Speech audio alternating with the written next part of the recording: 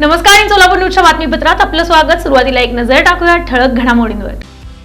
या हेडलाईन्सचे प्रायोजक आहेत सोलापुरातील नावाजलेले 7 हिल्स मेन्सवेअर अँड कलेक्शन। आता बेस्ट क्वालिटी आणि परफेक्ट फिटिंग फक्त 7 हिल्स मध्येच।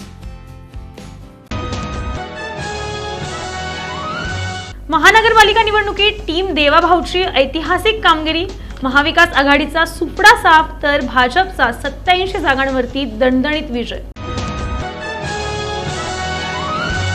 सोलापूर भारतीय जनता पार्टीच्या विजयाचं श्रेय पालकमंत्री जयकुमार गोरे यांनी महाराष्ट्राचे मुख्यमंत्री देवेंद्र फडणवीस यांना दिले। सोलापूर मध्यचे आमदार देवेंद्र कोढे यांनी सोलापूर जनतेचे तसंच भारतीय जनता पार्टीच्या शहर अध्यक्ष रोहिणी तडवळकर यांचे विजयाबद्दल मानले आभार।